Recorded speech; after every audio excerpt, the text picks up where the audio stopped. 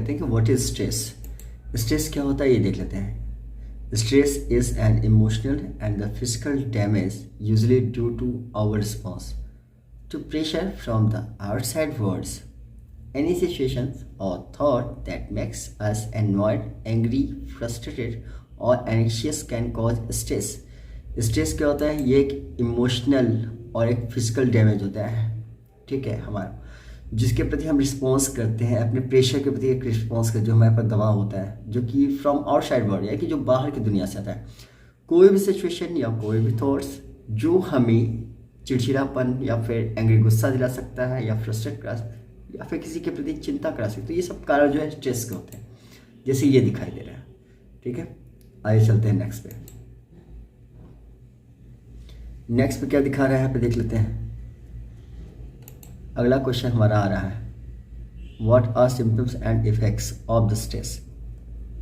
हमारा जो है स्ट्रेस के प्रति सिम्टम्स और इफेक्ट्स क्या होते हैं देख लेते हैं। तो कुछ कॉमन इफेक्ट्स और सिम्टम्स होते हैं, कुछ इफेक्ट्स और सिम्टम्स का मतलब लक्षण होता है, क्या प्रभाव डालते हैं, क्या लक्षण है स्ट्रेस के, वो देख लेते हैं।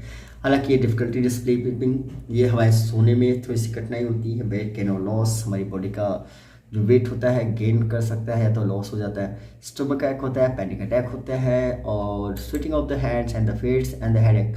तो ये हमारी बॉडी में ध्यान रखिएगा कि पसीने भी होते हैं हाथ और पैरों में, और इसके बाद सिर दर्द होता है, इमोशनल ब्रेकडाउन, और हम अपने भावनाओं से काफ़ी टूट चुके होते हैं, तो बहुत सारी चीज़ें होती है। सो अब नेक्स्ट क्वेश्चन देख लेते हैं हम लोग कि what do you mean by the stress management. Stress management क्या होता है उसको हम देख लेते हैं। स्ट्रेस मैनेजमेंट जो हमारे स्ट्रेस को मैनेज करने का काम करता है। हालांकि स्ट्रेस मैनेजमेंट ये होता है कि is not about learning how to aware और the escape the pressure and the confusion of the modern livings. हालांकि स्ट्रेस मैनेजमेंट ये नहीं होता, ये हमें नहीं सिखाता है कि हमें कैसे अपने प्रेशर से बचना चाहिए या भागना चाहिए या उस कन्फ्यूजन जो आजकल मॉडर्न लिविंग है, जो आजकल इस आधुनिक समय में हम लोग रह रहे हैं, उसके प्रेशर से हमें कैसे बचना चाहिए, भागना चाहिए। हालांकि ये हमें ये सिखाता है, इट इज़ अबाउट लर्निंग, हम ये सीखते हैं how to react to this pressures, हम कैसे इस प्रेशर के प्रति रिएक्ट कर सकते हैं, या फिर develop the skills that can help us in कॉपिंग with the stressful. और ये हमारे स्किल्स को और डेवलप करता है ताकि हम इस स्ट्रेसफुल सिचुएशन से अपने आप को रोक सकें and reduce the impact of the stress on body, और हम अपनी बॉडी पर आने वाले स्ट्रेस के जो इफेक्ट है या इम्पैक्ट है उसको हम रोक सकें, ठीक है। जैसे हम लोग योगा कर सकते हैं, एक्सरसाइज कर सकते हैं, या फिर और कहीं भी अपना जो है ध्यान को डाइवर्ट कर सकते हैं। सो नेक्स्ट देखते हैं हम लोग अगला क्वेश्चंस। बात करते हैं define the stress management plan. हमारा स्ट्रेस मैनेजमेंट प्लान क्या हो सकता है वो देख लेते हैं कि द फॉलोइंग 7 टिप्स होते हैं जिसको एडॉप्ट किया है फ्रॉम अमेरिकन साइकोलॉजिकल एसोसिएशन द्वारा। पहला तो ये देखिए कि understand your stress, identify your stress source, identify stress source, learn to recognise stress signals, implement healthy stress management strategies, make self care a priority, ask for the support when needed. दिया कि हम अपने stress को समझे, पहले क्या है, उस स्ट्रेस सोर्स को पहचाने की ये स्ट्रेस आ कहाँ से रहा है, और हमें ये जो स्ट्रेस के सिग्नल होते हैं उनको रिकॉग्नाइज करना होता है, ये जानना होता है कि कहाँ से आ रहा है, कौन सा स्ट्रेस है, किस तरह का स्ट्रेस है। So implement healthy stress management strategy, और हमें ज़्यादा से ज़्यादा जो एक हेल्दी स्ट्रेस मैनेजमेंट स्ट्रेटजी होती है उसको फॉलो करना चाहिए, इंप्लीमेंट करना चाहिए, अपने ऊपर लागू करना चाहिए। Make self care a priority, सबसे पहले जो प्रायोरिटी होती है वो ये होती है कि अपना खुद का केयर करना। Ask for support when needed, और हमें जो है अपने सपोर्ट के लिए जब भी ज़रूरत हो लोगों से कहना, तो ये सारी चीज़ें होती है। नेक्स्ट क्वेश्चन हम देख लेते हैं यहाँ पे, then what do you mean by the environmental stress. Environmental stress के बारे में देख लेते हैं। हालांकि हमारे जो है पर्यावरणीय जो स्ट्रेस होती है, चिंताएं होती हैं, वो कौन सी होती हैं, कौन सा इम्पैक्ट डालती हैं, तो ये सारी चीज़ों को हम देख लेते हैं कि इन्वायरमेंटल जो आपके स्ट्रेस होती है वो क्या होती है। Environmental stress is a response to happening around us the cause stress such as noise, pollutions, crowding, pressure of the works and the family tension etcetera. देखिए इन्वायरमेंटल स्ट्रेस क्या होता है, एक रिस्पॉन्स होता है, ये हमारे चारों ओर हमको एक तरह से घेरा होता है, जो कि बहुत सारे स्ट्रेस हमको देते रहते हैं, जैसे कि नॉइज हो गया, पॉल्यूशंस हो गया, क्राउडिंग हो गई, बहुत ढेर सारी भीड़ हो गई, भीड़ भाड़ इलाका हो गया, या काम का प्रेशर हो गया, फैमिली का टेंशन हो गया, बहुत सारी चीज़ें हो जाती है। This some of this may be under our control, इनमें से कुछ चीज़ें ऐसी होती है जो हमारे अंडर कंट्रोल में हो सकती हैं, if we try to control, अगर हम उसे कंट्रोल करना चाहें तो। Where some may not be controllable by us, हो सकता है इसमें से कुछ ऐसे हो जो हमारे कंट्रोल में ना हो। आइडेंटिफाई दिस इन्वायरमेंटल स्ट्रेस, आप ऐसे इन्वायरमेंटल स्ट्रेस को आइडेंटिफाई करें and learning to avoid them और deal with them will help lower all stress level. और हमें इन्हें क्या करना चाहिए, आइडेंटिफाई करने के बाद हमें ये सीखना चाहिए कि हमें इससे बचना कैसे है और इसे जितना हो सके लोअर कर सके, इस स्ट्रेस लेवल को जितना कम कर सके उसमें ये हमारी मदद कर सके। ठीक है, अगला देख लेते हैं। Then how does nature walk help to manage stress. अब नेचर जो होता है हमारी कैसे मदद करता है कि हम अपने स्ट्रेस को मैनेज कर सकें। तो नेचर जो होता है, नेचर वॉक मतलब होता है कि जब सुबह सुबह आप जो टहलने निकलते हैं तो जैसे आप लोकल पार्क में चले जाएं, सिमिलर जैसे सच एक्टिविटी, कुछ ऐसी एक्टिविटी करें जैसे this walks may be done more than once a day. आप जो दिन में एक बार जो है क्या कर सकते हैं कि आप टहल सकते हो for short periods of the time, walk कर सकते हो कुछ समय के लिए। During which we indulge in the thought stopping not to think. और इसमें हमें ये करना होता है कि हम सोचते नहीं, हम अपनी सोच को रोकते हैं, मतलब सोचना नहीं चाहिए ज़्यादा। And about our day to day activities, और हमें जो है जो डे टू डे एक्टिविटीज़ उसके बारे में नहीं सोचते हम लोग, थोड़ा सा एक रिलैक्स माइंड होकर के भी जो है थोड़ा सा वॉक करते हैं। Such an activity help us to avoid burn out, promote adequate sleep. और ऐसी एक्टिविटीज़ क्या होती है हमें जो है प्रमोट करती है ताकि हम एक अच्छी नींद ले सकें। एज मसल्स, ये हमारे टेंसस को और हमारे मसल मांसपेशियों को क्या करती है, वो बहुत ही आराम से रखती है। And it is the mental worries, हमारी जो चिंताएं होती हैं, मेंटल वरीज होती है, मानसिक चिंताएं होती हैं, उनको क्या करती है, डिक्रीज करती है, यानी कम करती है। तो हम चलते हैं नेक्स्ट क्वेश्चन में और अब बात करते हैं कि analyse the 3 approaches of the stress management. अब 3 ऐसे कौन कौन से स्ट्रेस मैनेजमेंट के होते हैं, अप्रोच करा जाता है, जिनको बहुत ज़्यादा लोग अप्रोच करते हैं कि हाँ इनको करना चाहिए। तो हम देख लेते हैं। पहला है आपका एक्शन ओरिएंटेड अप्रोच होता है। हालांकि यहाँ पे देखिए थोड़ा सा स्पेलिंग मिस्टेक है, एक्शन में जी लग गया बट जी नहीं हो जाए, एक्शन ओरिएंट अप्रोच होता है।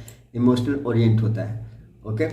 और इमोशनल ओरिएंट के बाद हम बात करते हैं एक्सेप्टेंस ओरिएंट अप्रोच। पहले बात तो हमें हालांकि 3 अप्रोच है आपके, उसको जरूर देखिएगा। And what do you mean by the internal stress, और हम बात करते हैं कि इंटरनल स्ट्रेस क्या होता है। अब इंटरनल स्ट्रेस जनरेट होता है with in human recording the unreasonable matters.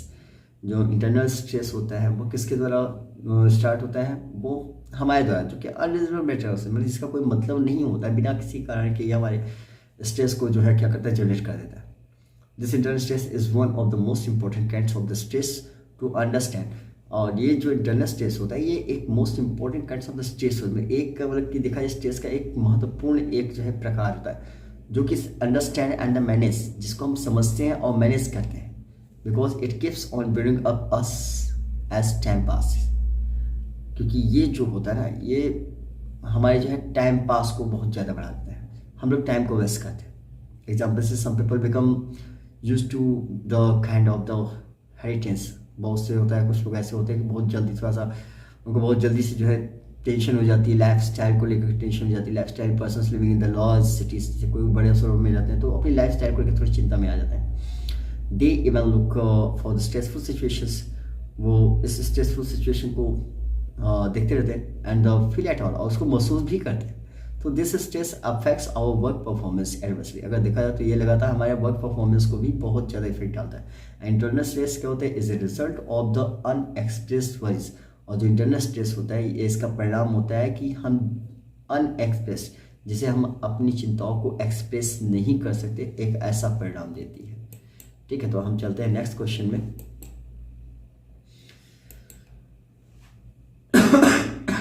Why is it important to be self confident to handle stress? अब ये हमारे लिए क्यों इम्पोर्टेंट हो जाता है कि हम अपने स्ट्रेस को हैंडल करें, ये सेल्फ कॉन्फिडेंट की क्यों ज़रूरत होती है। तो आइए देख लेते हैं कि सेल्फ कॉन्फिडेंट की क्यों ज़रूरत होती है। One of the best ways to handle stress is by becoming self confident. अगर हमें अपने स्ट्रेस को हैंडल करना है तो हमें सेल्फ कॉन्फिडेंट होना होगा, खुद पे विश्वास होना करना पड़ेगा बहुत अच्छे से। When we feel good, जब हम बहुत अच्छा महसूस करते हैं about ourselves, अपने लिए मीन्स अपने प्रति, and are more positive, और बहुत ज़्यादा पॉजिटिव होते हैं, तो we can change the way, तो हम अपने रास्तों को बदल सकते हैं। We deal with the stress, और हम अपने तरीकों को बदल कर अपने स्ट्रेस को डील करते हैं। व्हेन वी आर कॉन्फिडेंट, जब हम कॉन्फिडेंट होते हैं, we can ask for what we want और नीड।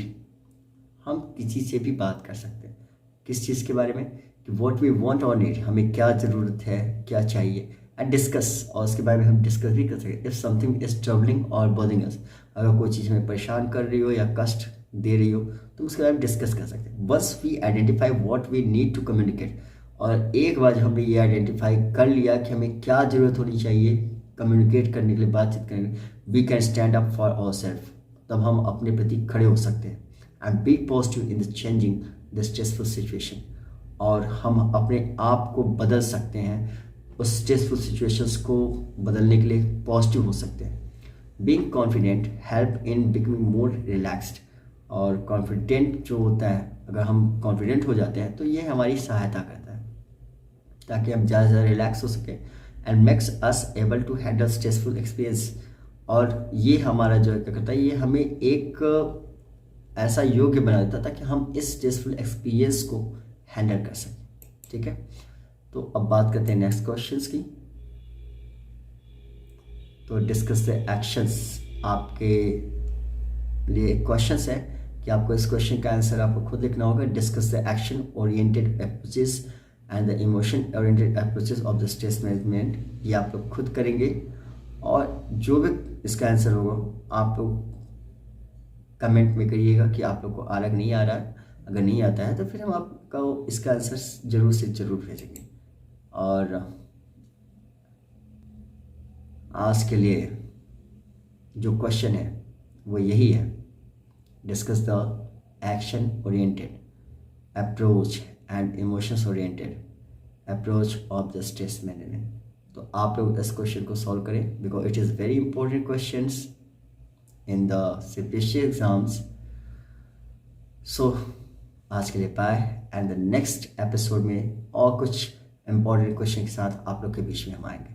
सो